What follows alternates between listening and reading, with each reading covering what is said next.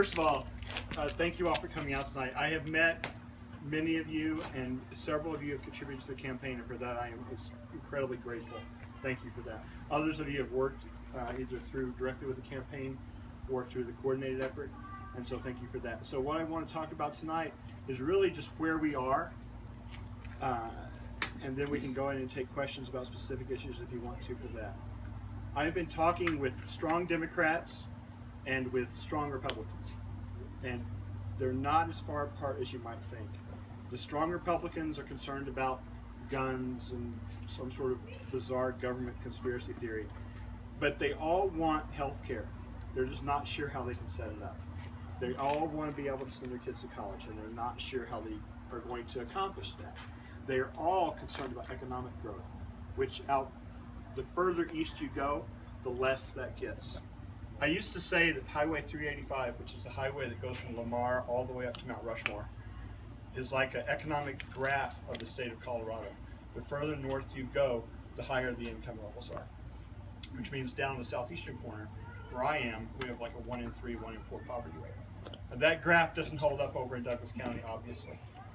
So the challenge is to find things that Douglas County has in common with the Eastern Plains. And again, you go back to just the basic progressive values. Do women deserve the same amount of pay as men? To us, that's a no-brainer. But for people like Ken Buck, that seem to think he needs to do away with the minimum wage entirely, that's a big issue. Do women deserve to have the right to make their own medical decisions? That, again, no-brainer. I thought we had this resolved. But for people like Ken Buck and, depending on which day of the week it is, Donald Trump, then that seems to be an issue that they still have to debate. And so progressive values are American values. They are family values. And I am proud to be a part of the party that is really promoting family values. For so long, Democrats are bashed as some kind of anti-family, anti-patriotic, whatever.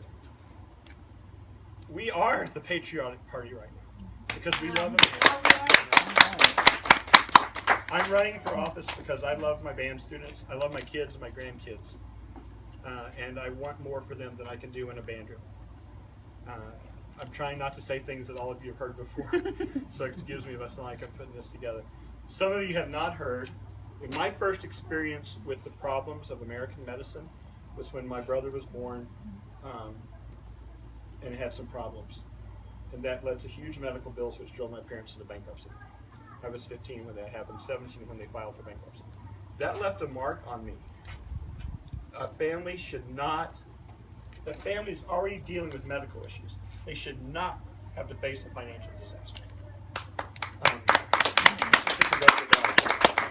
A woman who's working hard to support, excuse me, we'll cut that in post, right? Yeah, that's right.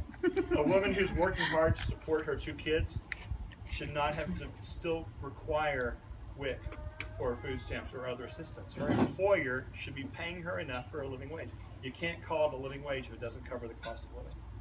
And now we have the gun issue on the table, which I think we actually might make a run of this year. That has been the third rail of politics for a long time. But 90% of Americans want what we want. We're not asking that everyone be de-armed. We're not going to bust into their houses and take their weapons. We're simply saying we need to register people so that people who would harm themselves or others can't get access to a weapon. And believe it or not, that idea is picking up traction. Now, right now, back to where the campaign is. Diane Irvin, my campaign manager, has, yes. Thank you, Diane. Is working harder than any human has a right to work. And for that, she has my great appreciation, truly. And we're making progress. We're getting the word out. We're getting things. My big project right now is to buy radio time. I talked to the small market stations out there across the Eastern Plains, because if I buy radio time on KOA, 75% of the audience can't vote for CD4. So one thing they do out in the Eastern Plains is they drive in their cars. We drive. My car is basically a portable room from my house. That's pretty much the way we live. And so we spend time in our cars. And those radio ads are $10 a minute. $10 a minute for a shot.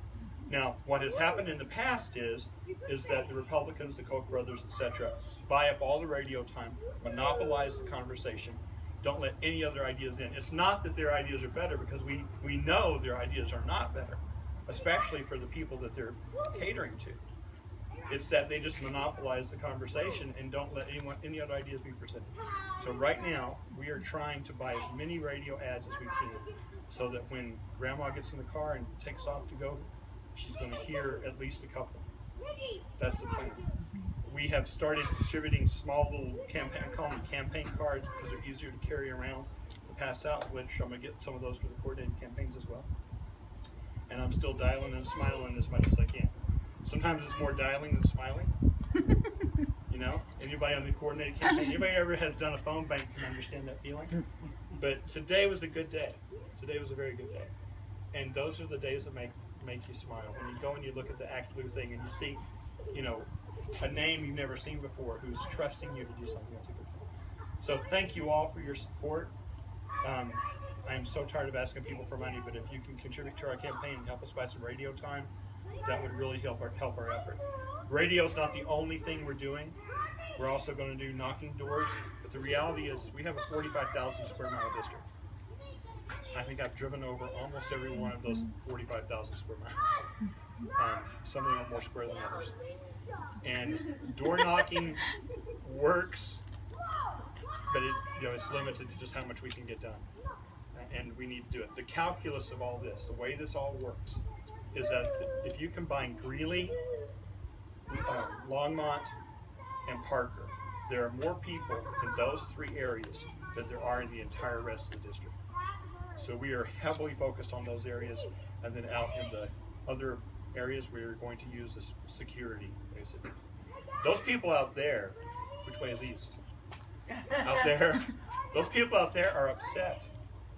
They don't feel like they have representation. They have water issues. Their economies are in shatters. And so this is the time to talk with them about an alternative. So thank you all, and thank you for your support. And with that, I want to also add, you should help Chantel's campaign as well. We need young progressives.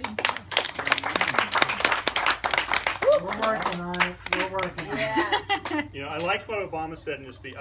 I'm a big Obama guy, but you know, when he said those of us that have more, no, actually, what Obama is Clinton. What Clinton said, he said those that have more yesterdays than we do tomorrows, that begins to change your perspective. Those of us that have more gray hair than not, it changes your perspective too. And so it's nice to see young people doing the work, because it is work. It definitely is. Thank you very much. Thank you so much.